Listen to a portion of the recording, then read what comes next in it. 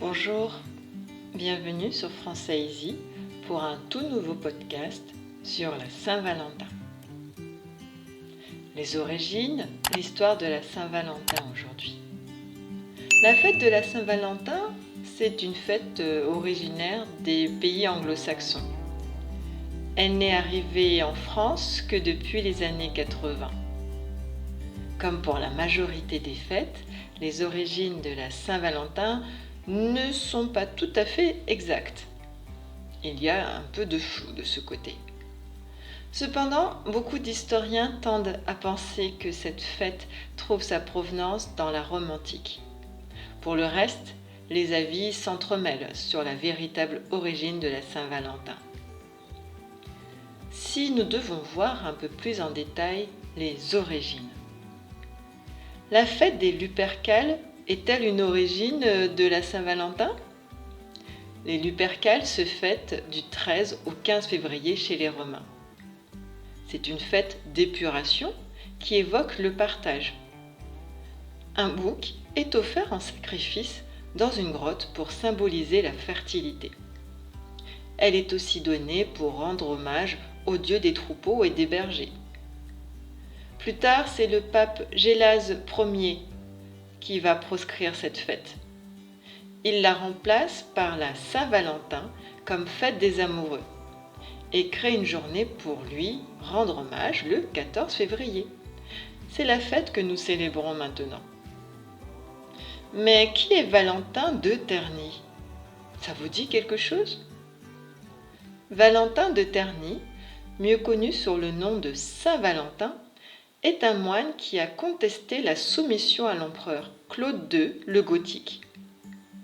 À cette époque, l'empereur Claude n'autorise pas le mariage pour empêcher les hommes de rester avec leurs fiancés au lieu de partir à la guerre. Valentin de Terni, bravant l'autorité de l'empereur, continue de marier des couples. Il fut alors incarcéré. Il fut mis en prison. C'est là qu'il rencontra Julia, une jeune fille aveugle.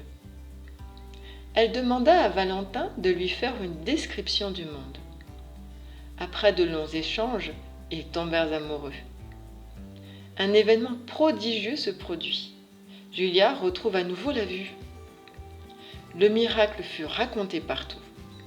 Malgré sa condamnation à mort par Claude II le Gothique, Valentin de Terni est devenu martyr et sera nommé comme le Saint Valentin par le pape Gélase Ier en 494. Les trois Saint Valentin, mais qu'est-ce que c'est que ça ? Le Valentin initial serait un prêtre catholique appelé Valentin, qui décida de marier les amoureux en cachette. Il fut découvert et envoyé en prison à perpétuité. Pour d'autres, le martyr Saint Valentin, exécuté à Rome, a été associé avec l'évêque de Terni en Ombrie. Celui-ci est également célébré le 14 février. Puis, Saint Valentin de Réti est généralement fêté en Allemagne. Il vécut au 5e siècle et est symbolisé par un enfant épileptique couché à ses pieds. Le concept de valentinage. Qu'est-ce que c'est que ça aussi ? Au XIVe siècle, l'habitude de former un couple au hasard est apparue en Angleterre.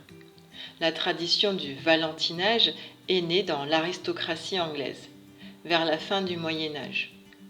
Une jeune fille était unie à un jeune homme et tout au long de la journée, ils avaient des obligations les uns envers les autres.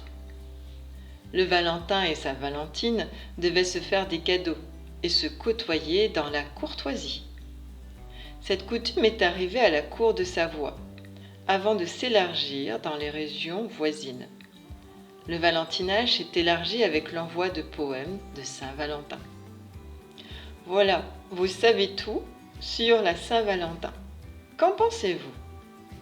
Connaissiez-vous aussi les origines de la Saint-Valentin ? En France, on se dit des mots doux, c'est l'occasion pour donner et manger du chocolat et aussi d'inviter l'être aimé au restaurant, de lui offrir des fleurs, d'être ensemble. Et vous, à cette occasion, que faites-vous? Est-ce que vous célébrez la Saint-Valentin? Ou est-ce que la Saint-Valentin, c'est tous les jours pour vous? À très bientôt sur Français Easy. Et surtout, si tu n'es pas abonné, n'hésite pas à t'abonner, à cliquer sur la cloche et à laisser un petit commentaire. Ça me fera plaisir de partager avec toi les célébrations de ton pays et de mieux les connaître. À très vite sur Français Easy. Au revoir, bisous bisous tout le monde.